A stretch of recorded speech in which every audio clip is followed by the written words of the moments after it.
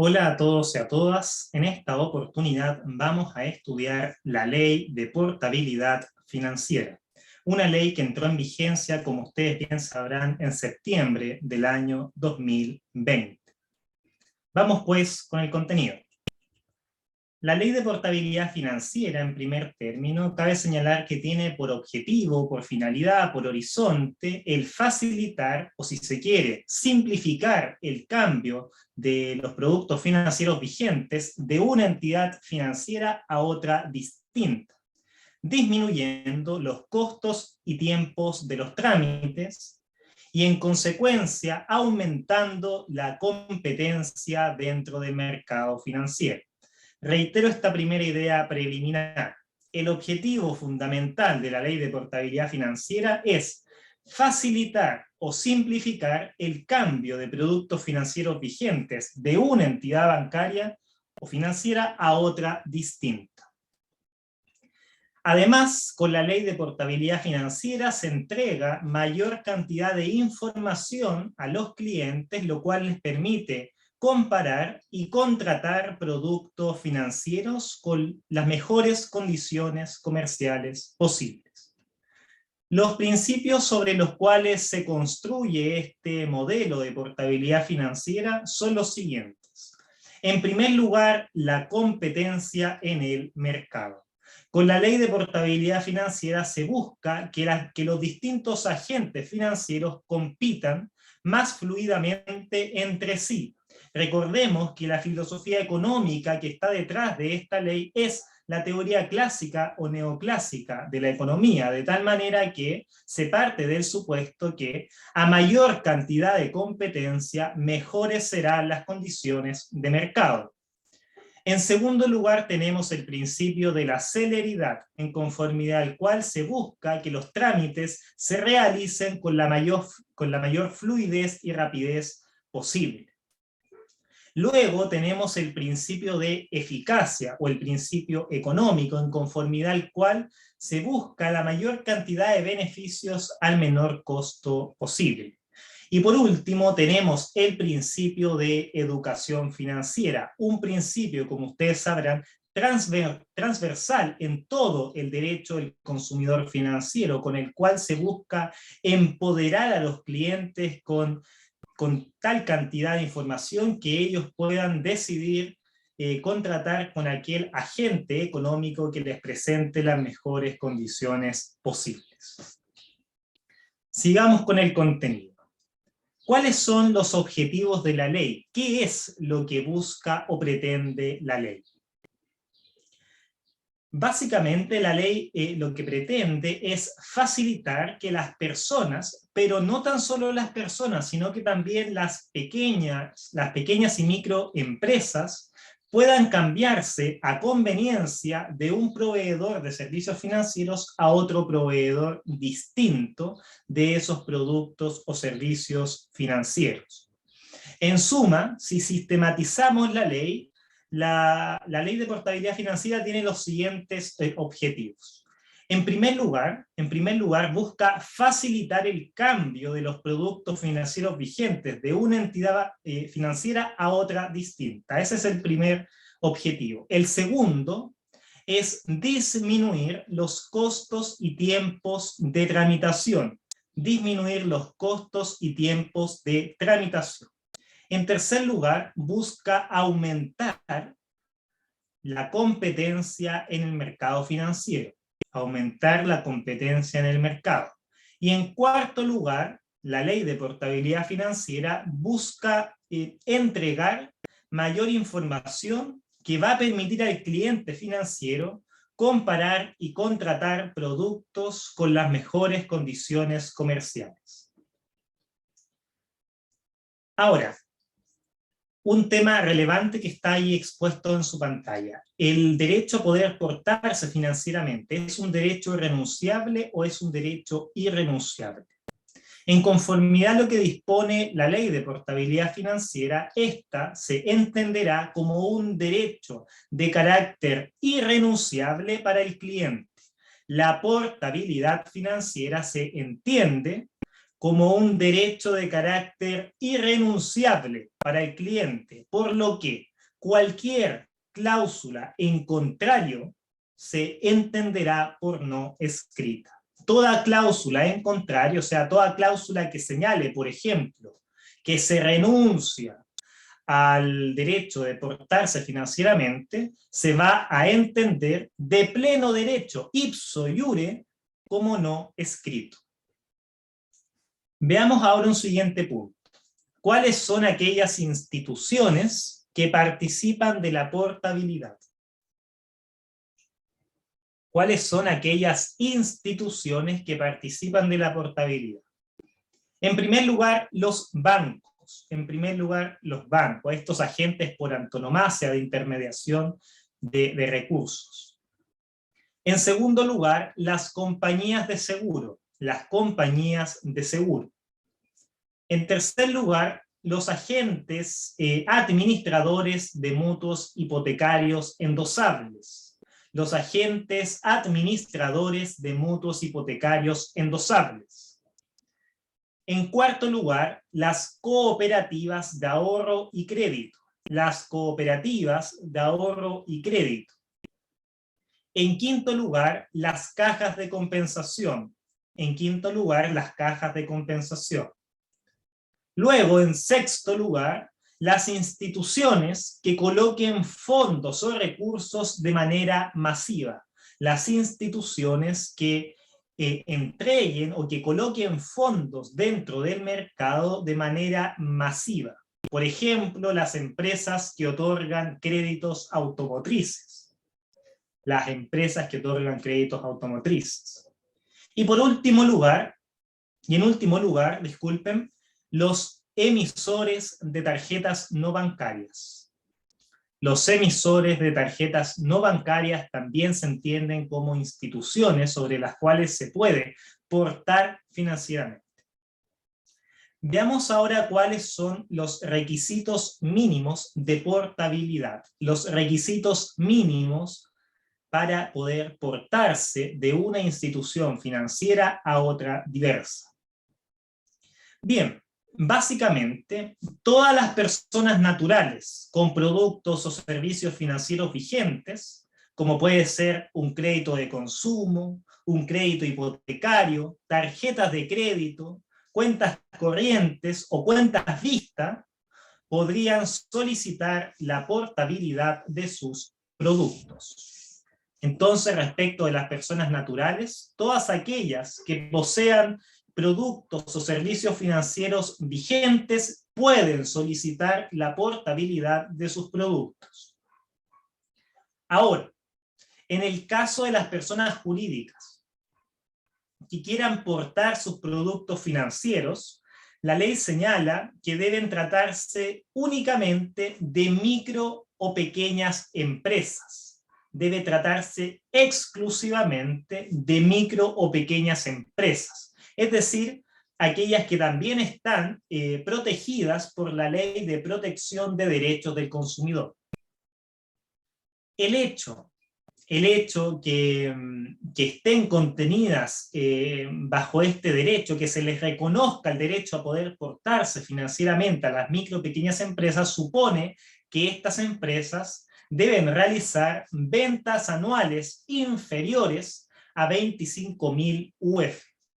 O sea, aquellas empresas que posean ventas anuales inferiores a 25.000 UFs califican como micro o pequeñas empresas y en tal sentido les sería aplicable este derecho, les sería reconocible este derecho a poder portarse financieramente.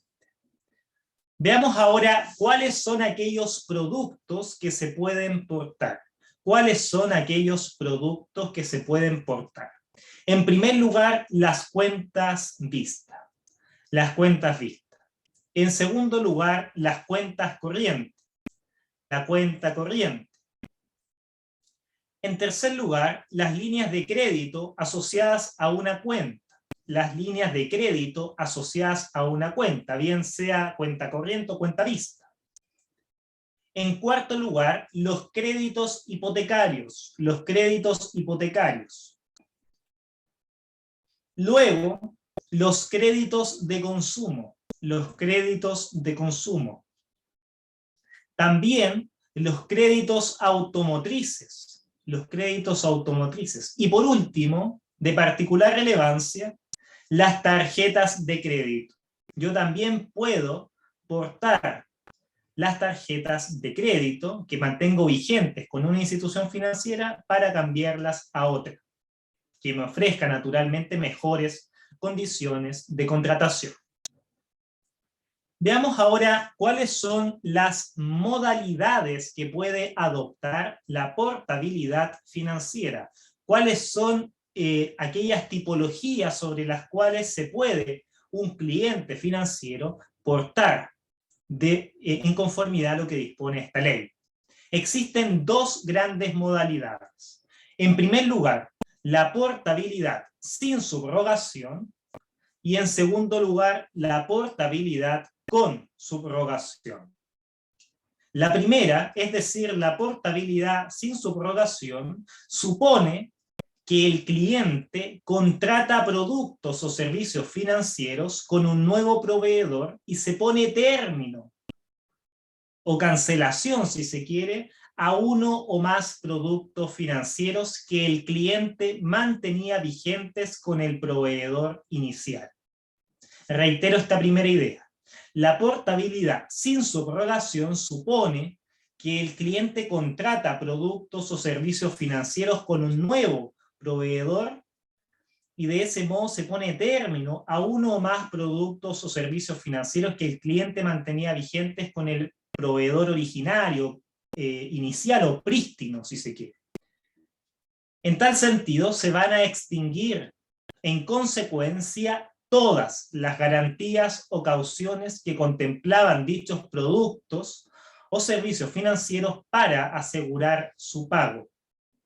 Al momento de perfeccionarse esta portabilidad sin subrogación, se van a extinguir todas las garantías o cauciones que contemplaban dichos productos o servicios que se cancelan, que aseguraban inicialmente su pago. Y en segundo lugar, encontramos a la portabilidad con subrogación. Portabilidad con subrogación. En esta, el cliente contrata un nuevo crédito con un nuevo proveedor con la finalidad de pagar un crédito que mantenía con un proveedor inicial. Reitero esta idea.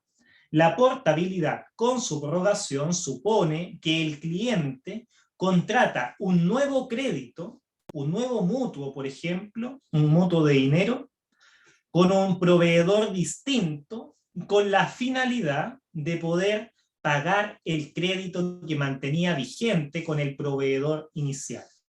Se produce con ello una figura jurídica que es la subrogación, o si se quiere, la sustitución del crédito. La sustitución del crédito.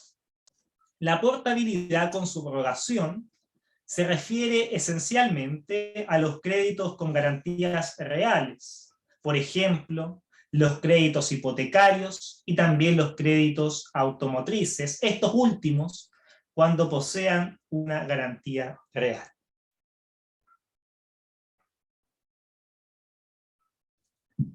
La doctrina, en todo caso, ha señalado que en realidad no se configura la figura jurídica de la subrogación porque no hay una simple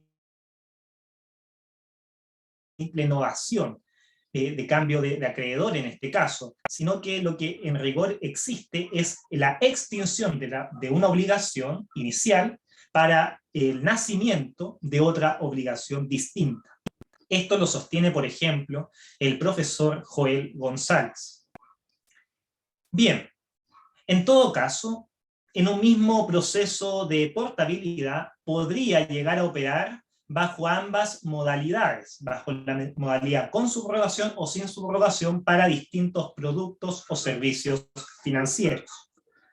El proceso de portabilidad financiera podrá hacerse tanto entre productos o servicios financieros otorgados por distintos proveedores, como entre productos o servicios financieros otorgados por un mismo proveedor. Veamos ahora el proceso de portabilidad financiera. ¿Cuál es el proceso de portabilidad financiera? La ley establece 7 fases o 7 etapas para el proceso de portabilidad financiera. En primer lugar, la solicitud de portabilidad. En segundo lugar, la emisión del certificado de liquidación. En tercer lugar, la oferta de portabilidad. En cuarto lugar, la aceptación de portabilidad. En quinto lugar, la contratación de productos. En sexto lugar, el mandato de término de productos y servicios financieros. Y por último, en séptimo lugar, el término del proceso. Vamos a analizar ahora a continuación cada una de estas etapas en detalle. Partamos con la solicitud de portabilidad. La solicitud de portabilidad. Esta se va a dar cuando el cliente manifiesta a una institución financiera, que vamos a denominar nuevo proveedor, la intención de portar uno o más productos financieros que actualmente tiene vigentes con otra institución financiera que nosotros vamos a denominar proveedor inicial, originario o, si se quiere, prístino. ¿Qué es entonces esta solicitud de portabilidad? La solicitud de portabilidad financiera es un documento que puede ser físico o digital que manifiesta la intención positiva de iniciar el proceso de portabilidad identificando al proveedor inicial y los productos o servicios que se desea aportar. Reitero la definición de solicitud de portabilidad. Se trata de un documento físico o digital que manifiesta la intención positiva del cliente de iniciar un proceso de portabilidad identificando por un lado al proveedor inicial y por el otro los productos o servicios financieros que desea portar. Esta solicitud de portabilidad debe presentarse ante el nuevo proveedor. Se presenta ante el nuevo proveedor, no se presenta ante el antiguo proveedor. Ahora, una vez recibida la solicitud, el nuevo proveedor deberá entregar al cliente un comprobante de ingreso. Debe entregar al cliente un comprobante de ingreso de forma física o digital en donde va a indicar el número de ingreso de la solicitud de portabilidad. Va a indicar en ese comprobante el número de ingreso de la solicitud. Ahora, ¿qué información debe contener esta solicitud de portabilidad? ¿Qué información o cuál es el contenido mínimo que ha de observarse en esta solicitud de portabilidad? La ley o el legislador especifica que la solicitud de portabilidad debe constar en un formulario con el título Solicitud de portabilidad financiera y debe contener las siguientes secciones. En primer lugar, la fecha de presentación de la solicitud. En primer lugar, debe contener la fecha de presentación de la solicitud. Luego, debe realizarse la individualización del cliente y cotitular, si corresponde, indicando su nombre o razón social, domicilio y cédula de identidad o rol único tributario. En tercer lugar, debe colocar el nombre o razón social y también el rol único tributario del proveedor que recibe la solicitud de portabilidad y además debe señalar que serán completos. Claro, y adicionalmente hay que señalar que el nombre o razón social de esta empresa proveedora nueva debe completarla ella misma. No es que el sujeto, el cliente financiero que desea realizar esa portabilidad financiera deba completarlo, sino que se debe dejar en ese documento el espacio necesario para que el nuevo proveedor se individualice, identifique su razón social y su rol único tributario. Bien, en cuarto lugar, se debe indicar el nombre o razón social del proveedor inicial. Se debe indicar el nombre o razón social del proveedor inicial. Luego, en quinto lugar, se debe especificar cuáles son los productos o servicios financieros que el cliente mantiene vigentes con el proveedor inicial, originario prístino, y que tiene la intención de terminar. Luego, en sexto lugar, se debe especificar cuáles son los productos o servicios financieros que el cliente desea contratar con el proveedor al cual está presentando la solicitud de portabilidad. Y en caso de solicitar uno o más productos financieros que involucren una operación de crédito de dinero, se deberá especificar si dichos productos tienen por objeto el pago de alguna deuda que el cliente mantenga con el proveedor inicial.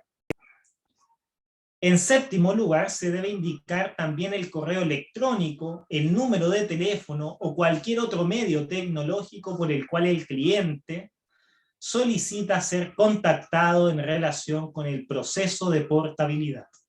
Y por último, en octavo lugar, se debe colocar la firma del cliente o su representante, y en caso de que se presente la solicitud por medios remotos, se podrá usar firma electrónica simple. O sea, no es necesaria una firma electrónica avanzada, siempre y cuando, y esto es relevante, siempre y cuando se utilicen medios tecnológicos, digitales o formas de comunicación a distancia que permitan autentificar o acreditar, si se quiere, verificar en forma previa la identidad del cliente.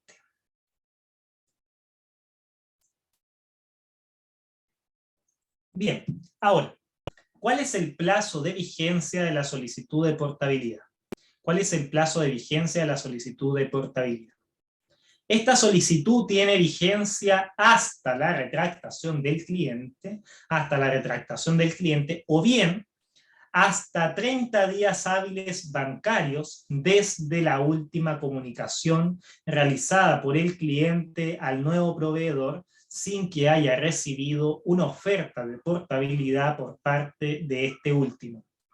O sea, la solicitud de portabilidad dura hasta el momento de la retractación del cliente o bien hasta 30 días hábiles bancarios siguientes desde la última comunicación realizada del cliente al nuevo proveedor sin que haya recibido respuesta o una oferta de portabilidad por parte de este nuevo proveedor. Vamos ahora a la segunda etapa del proceso de portabilidad, que es la emisión de certificado de liquidación, la emisión del certificado de liquidación. Entonces, recibida la solicitud de portabilidad por el nuevo proveedor, este deberá solicitar directamente al proveedor inicial la liquidación de los productos financieros que el cliente incluyó en la solicitud de portabilidad con la intención de terminarlos. Reitero esta idea. Recibida la solicitud de portabilidad por el nuevo proveedor, este va a tener que solicitar de manera directa al proveedor inicial la liquidación de los productos financieros que el cliente incluyó en la solicitud de portabilidad con la intención de terminarlos. Veamos entonces ahora en términos rigurosos qué es el certificado de liquidación. El certificado de liquidación es un documento gratuito, físico o digital, otorgado por un proveedor de productos o servicios financieros de forma gratuita, por el cual se certifica el estado y antecedentes de uno o más productos o servicios financieros contratados con el consumidor con la finalidad de que él pueda dar término anticipado, sea parcial o total, también pueda renegociar, portar uno o más productos o servicios contratados, o bien conocer el estado y antecedentes de los mismos.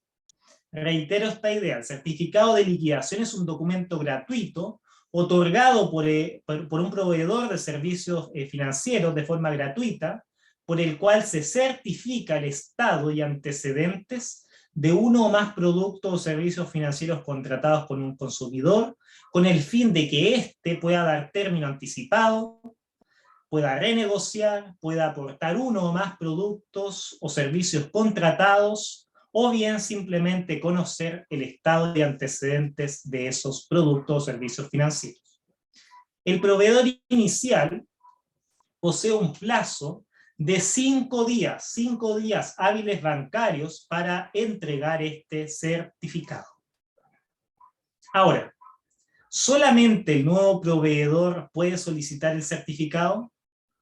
No, la respuesta sin vacilación es que no, sino que una persona puede solicitárselo a su actual proveedor de productos o servicios financieros, ya sea para luego empezar el proceso de portabilidad o porque simplemente quiere estar al tanto del detalle de los productos que mantiene con el proveedor. Ahora, ¿qué debe contener el certificado de liquidación? ¿Cuál es el contenido o la sustancia, si se quiere, del certificado de liquidación? Básicamente lo siguiente. En primer lugar, el resumen de los productos vigentes. El resumen o la suma de los productos vigentes. El sumario de los productos vigentes. Luego, el detalle de aquellos productos vigentes. El detalle, las especificaciones propias de aquellos productos vigentes. En tercer lugar, la información adicional de aquellos productos vigentes, información adicional de esos productos vigentes. Luego el detalle de los productos a terminar, el detalle de los productos a terminar, y por último, la información adicional respecto de los productos a terminar. Por ejemplo, si está constituida sobre ellas una garantía real. Ahora, una pregunta. ¿Hay documentos anexos que se entreguen con el certificado de liquidación? Bueno, en el caso de que el certificado de liquidación incluya una deuda garantizada por una o más garantías reales, por ejemplo una prenda o una hipoteca, el proveedor inicial deberá también remitir copia digital de la tasación del bien otorgado en garantía y también del estudio de título del bien cuando éste se hubiere practicado. O sea, en el caso de que haya una deuda garantizada por uno o más garantías reales, el proveedor inicial tiene que remitir copia digital de la tasación del bien, como también del estudio de título, si es que éste se ha realizado. Bien, vamos ahora a la tercera etapa del proceso de portabilidad financiera, que es la oferta de portabilidad.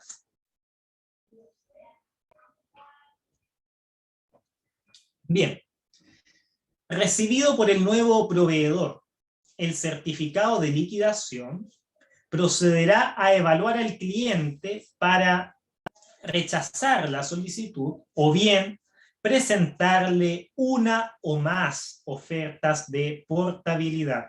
Es decir, las condiciones para cambiar sus productos financieros desde la institución financiera en que actualmente los tiene contratados, que es el denominado proveedor inicial, originario o prístino. Ahora, ¿qué es la oferta de portabilidad? El nuevo proveedor de productos y servicios financieros, al recibir la solicitud de portabilidad, va a realizar una evaluación y de acuerdo a ella le hará llegar al solicitante una oferta con las condiciones respecto de los productos y servicios a aportar. La oferta de portabilidad deberá ser emitida en forma escrita, ya sea de manera física o digital, y deberá tener el título de oferta de portabilidad financiera. Y a su turno debe contener las siguientes secciones. En primer lugar, la información general. En segundo lugar, la tabla general de productos o servicios nuevos y vigentes a terminar. Y en tercer lugar, información comparada por producto o servicio financiero. Una comparación, un parangón, un contraste entre el producto que se desea aportar con el antiguo proveedor o proveedor inicial y las condiciones con el proveedor nuevo. Al realizar la oferta de portabilidad, se entenderá que el nuevo proveedor decide continuar adelante con el proceso de portabilidad.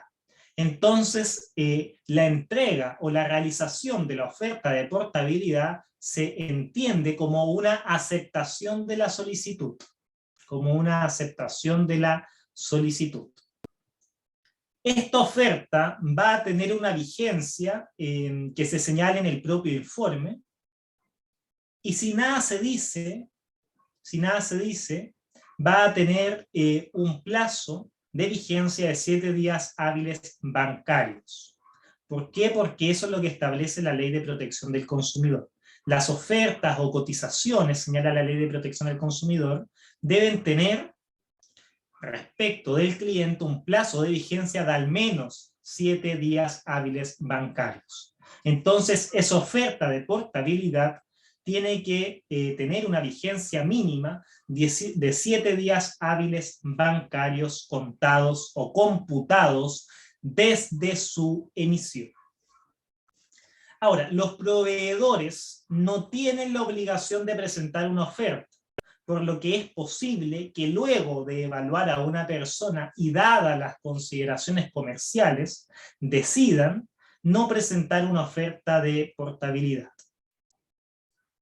En caso de rechazo de la solicitud de portabilidad, el proveedor deberá informar dicha decisión al cliente de forma escrita, ya sea de manera física o digital, a través de los canales de contacto indicados en la respectiva solicitud de portabilidad. O sea, no obstante se rechaza, este rechazo ha de ser informado al cliente que solicitó esta portabilidad. Ahora, respondamos a algunas preguntas. ¿Puede el nuevo proveedor presentar una oferta no incluyendo todos los productos indicados en la solicitud de portabilidad? ¿Puede un nuevo proveedor presentar una oferta no incluyendo todos los productos indicados en la solicitud de portabilidad? La respuesta es sí. El nuevo proveedor podrá incluir en la oferta solo algunos de los productos especificados en la solicitud de portabilidad. Ahora, respecto de los productos o servicios especificados en la solicitud, pero que no fueron incluidos en la oferta de portabilidad, se entenderán como rechazados por parte del proveedor. Y por último, ¿puede un mismo proveedor presentar más de una oferta de portabilidad? Y la respuesta nuevamente es sí. El nuevo proveedor puede presentar conjuntamente 2 o más ofertas alternativas al cliente con el objeto de que éste acepte la oferta que considere más apropiada, más idónea y con las mejores condiciones comerciales. Vamos ahora a la cuarta etapa del proceso de portabilidad, ¿cuál es la aceptación de portabilidad? La aceptación de portabilidad. El cliente recibe la respuesta u oferta del nuevo proveedor y el cliente podrá aceptarla si la considera conveniente. La aceptación, con la aceptación, el cliente lo que tácitamente va a estar haciendo es entregarle un mandato al nuevo proveedor para que termine los productos con el proveedor inicial. Entonces, una vez realizada la oferta, el cliente puede aceptarla. Y si la acepta, se entenderá que está otorgando un mandato al nuevo proveedor para que éste vaya a cancelar, a terminar todos los servicios o productos financieros con el proveedor inicial, originario o prístino. Sin perjuicio de lo anterior, el cliente podrá arrepentirse de la oferta de portabilidad aceptada en cualquier momento respecto de los productos o servicios financieros que aún no haya contratado. O sea, persiste dentro de los derechos del consumidor aquel que le permite arrepentirse de la aceptación, pero siempre y cuando no haya contratado los nuevos productos o servicios financieros con el nuevo proveedor. Veamos ahora en términos rigurosos qué es la aceptación de la oferta de portabilidad. ¿Qué es la aceptación de oferta de portabilidad?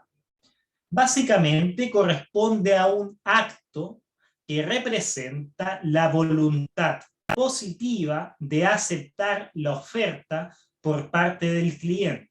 Es un documento, un acto que representa la voluntad del cliente en aceptar la oferta por parte del nuevo proveedor.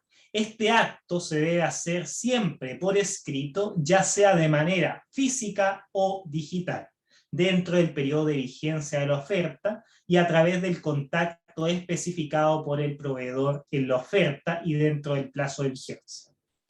Ahora, como ya dije, al aceptar la oferta de portabilidad, se va a entregar de pleno derecho, ipso iure, ipso factum, el mandato de término al nuevo proveedor. Un mandato al nuevo proveedor para que éste pueda poner término a los productos o servicios financieros con el proveedor inicial. Ahora, veamos una cuestión relevante a propósito de la aceptación, que es lo que la ley denomina arrepentimiento de la aceptación. Entonces tenemos que responder a la siguiente pregunta. ¿Puede una persona arrepentirse una vez aceptada la oferta de portabilidad?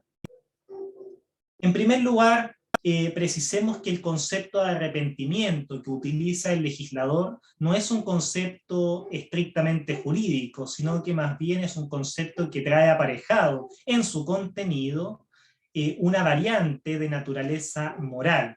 El arrepentimiento se utiliza, por ejemplo, de forma paradigmática en las Sagradas Escrituras. Por lo tanto, no es un concepto apropiado para utilizarlo en la ley. Un concepto más idóneo, jurídicamente hablando, es el de desistimiento o el de retractación. El de desistimiento o retractación. Sin embargo, el legislador en esta vulgarización de la ley lo señala a través de la nomenclatura de arrepentimiento. Bien, sin perjuicio de esa pequeña precisión, respondo la pregunta. ¿Un cliente efectivamente puede arrepentirse, o en términos más jurídicos, desistirse o retractarse en cualquier momento luego de la aceptación de la oferta, pero solo de aquellos productos que no hayan sido contratados hasta ese momento? En ese sentido, se va a entender revocado el mandato respecto de los productos no contratados al momento de la retractación. El nuevo proveedor va a estar obligado a devolver cualquier suma abonada relacionada a los productos o servicios que se aportaban dentro de los 5 días hábiles bancarios siguientes, reteniendo tan solo el monto que corresponda a los servicios ya prestados y rindiendo cuenta en esos casos. Entonces el sujeto, el cliente, puede arrepentirse hasta antes de la contratación y para ello se va a entender revocado ese mandato y el proveedor nuevo tendrá que hacer la devolución de los saldos ya pagados, solamente manteniendo aquellos por los cuales, o aquellos costos de las gestiones ya realizadas. Veamos ahora la quinta fase o la quinta etapa del proceso de portabilidad financiera, que es la contratación de productos. La contratación de productos. Una vez aceptada la oferta, el nuevo proveedor deberá realizar todos los trámites o gestiones necesarias para contratar con el cliente los productos o servicios financieros especificados en dicha oferta. Reitero, una vez aceptada la oferta, el nuevo proveedor deberá realizar todos los trámites o gestiones necesarios para contratar con el cliente los nuevos productos o servicios financieros especificados en la oferta. ¿Qué es la contratación de productos y servicios financieros? Lo reitero, una vez que se acepta la oferta del nuevo proveedor, se va a proceder a la contratación de productos y servicios financieros que están incluidos y aceptados en la oferta. En este paso se va a materializar la oferta. Con la contratación se materializa, se concreta la oferta de portabilidad. Ahora, veamos el plazo del proceso de contratación. O sea, ¿cuánto se demora este proceso de contratación? El legislador no se pronuncia respecto de este tema. Por lo tanto, no existe un plazo determinado para la contratación, ya que el proceso de portabilidad es distinto y va a depender naturalmente del número de productos o servicios financieros que se quieran portar. También va a depender de las características de cada uno de ellos y si están garantizados o no a través de garantías reales o personales, en cuyo caso, por supuesto, el proceso de contratación va a ser más extenso, más dilatado. Ahora, ¿funciona la portabilidad igual para todos los productos? Y la respuesta es no. La portabilidad es un proceso que tiene varias etapas y va a depender de las características y garantías asociadas a los productos a portar. Por ejemplo, si se trata de créditos asociados a las garantías asociados a garantías reales o personales, el proceso, como ya dije, puede resultar más largo, más dilatado que en aquellos en que se trate de portar tan solo una línea de crédito disponible. A su turno, además, como ya señalamos, la portabilidad asume dos grandes modalidades: la portabilidad sin subrogación y la portabilidad con subrogación. Veamos cómo es el proceso general respecto de cada una de estas modalidades. En primer lugar, ¿cómo es el proceso general de la portabilidad sin subrogación? El proceso general de la portabilidad sin subrogación.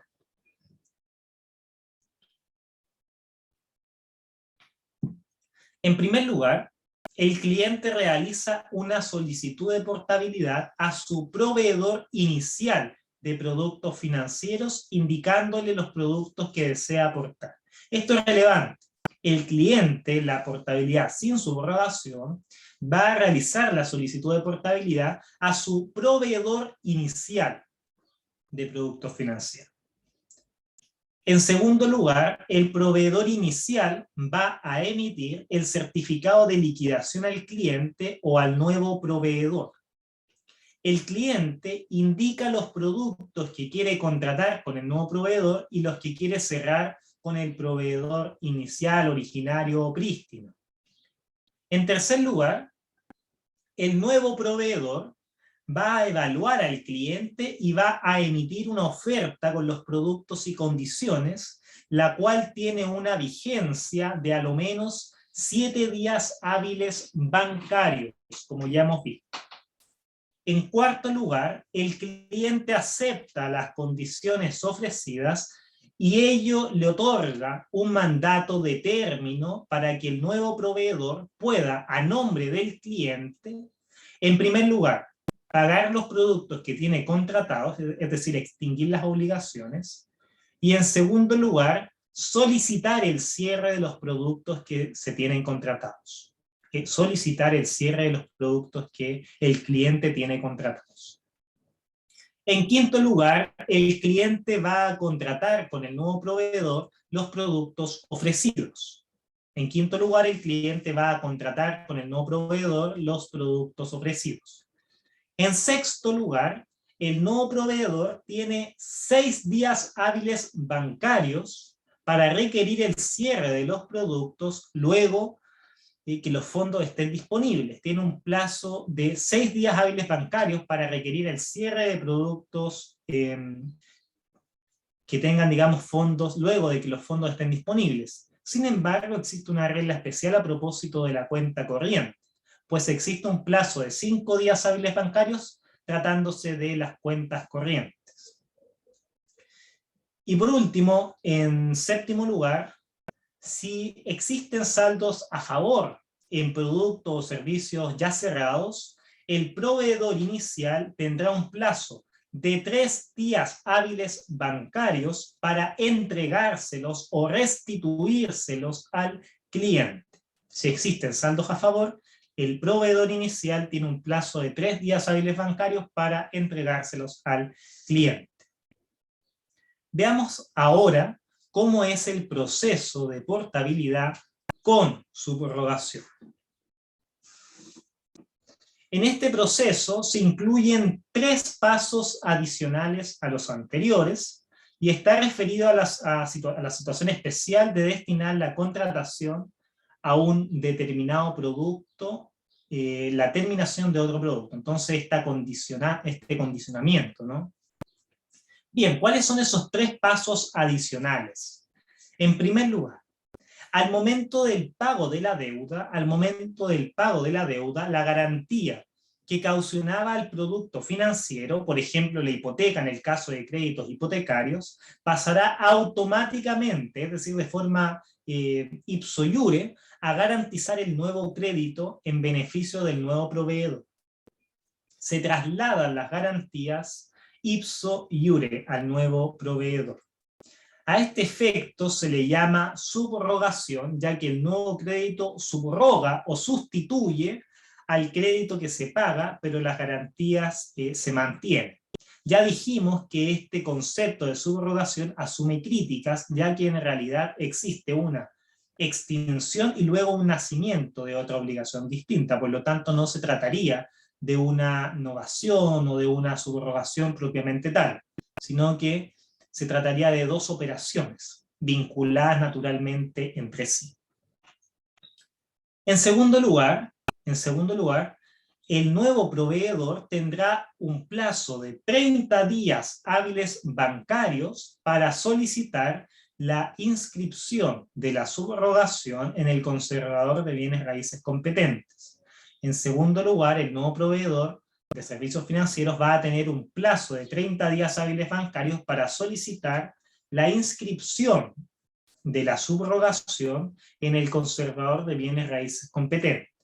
Y por último, el conservador de bienes raíces competente tendrá un plazo de 10 días hábiles para practicar la inscripción solicitada.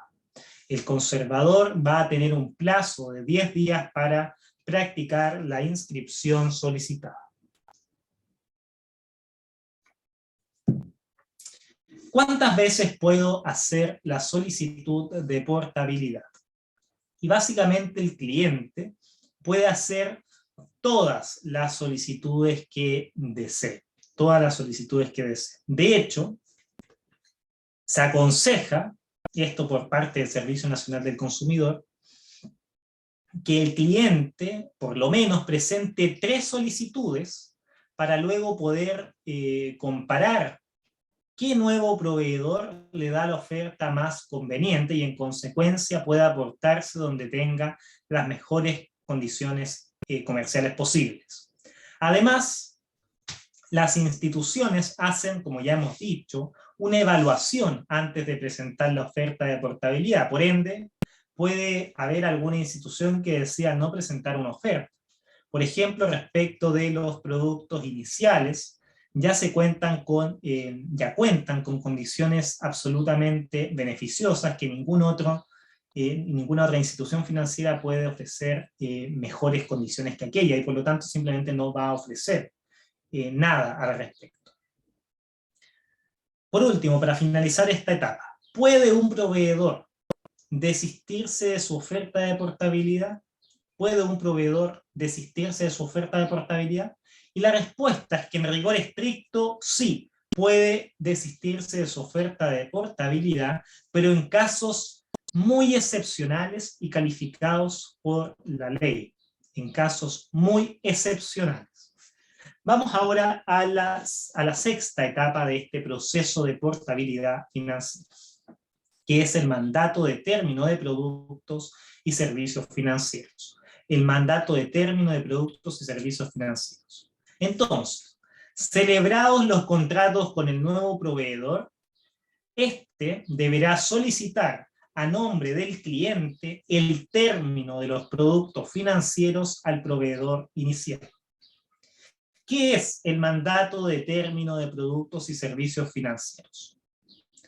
Luego, después o enseguida de que los productos portados se hayan contratado con el nuevo proveedor, viene el proceso que pone término a los productos o servicios financieros con el proveedor inicial. El mandato de término es aquel instrumento mediante el cual el cliente le va a entregar, encomendar o mandatar al nuevo proveedor de productos y servicios financieros la atribución de determinar los productos y servicios que el cliente mantenía vigentes con el proveedor inicial, originario, prístino. Y la facultad también de realizar todos los pagos, requerimientos y comunicaciones en representación del cliente. Entonces reitero esto. El mandato de término es aquel contrato de mandato mediante el cual el cliente le va a encargar al nuevo proveedor que le ponga término a todos los productos y servicios financieros que tenía con el proveedor inicial y que se establezca naturalmente la oferta de portabilidad, y también le entrega la facultad al nuevo proveedor para que realice todos los pagos, requerimientos y comunicaciones en representación del cliente. Bien, la pregunta que surge ahora es, ¿cuándo termina el mandato de término? ¿Cuándo termina? ¿Cuándo claudica? ¿Cuándo se acaba el mandato de término? ¿Cuándo se extingue?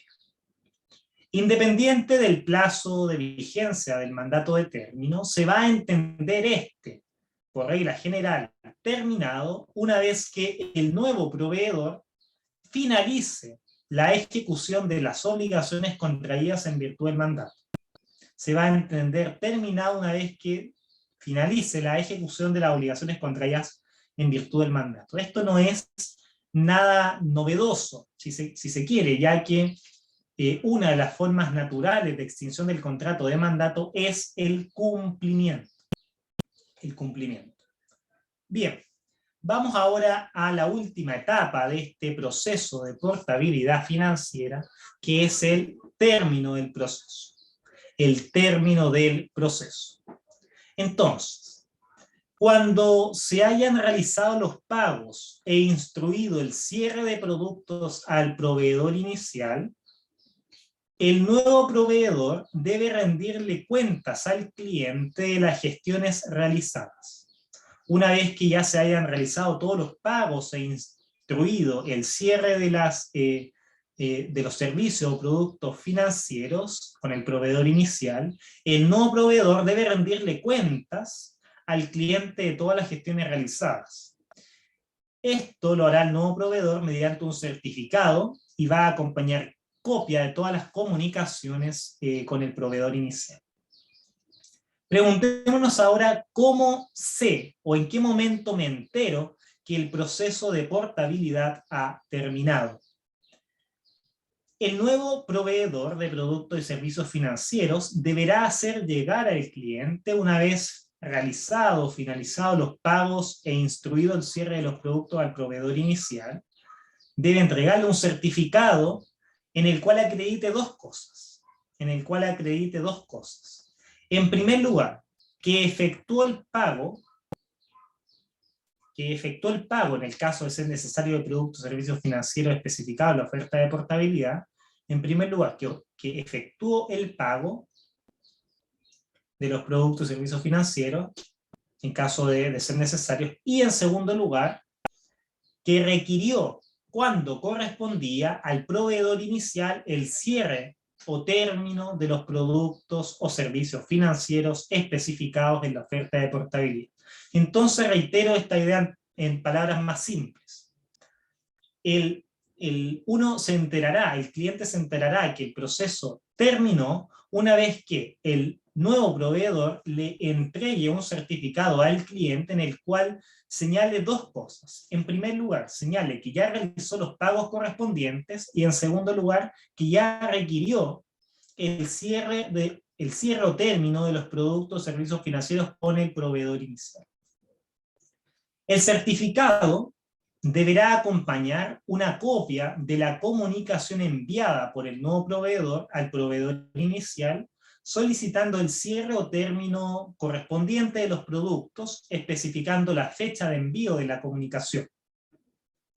De igual forma, deberá acompañar los respectivos comprobantes de pago emitidos por el proveedor inicial, que den cuenta naturalmente del pago de cada uno de los productos cerrados y terminados.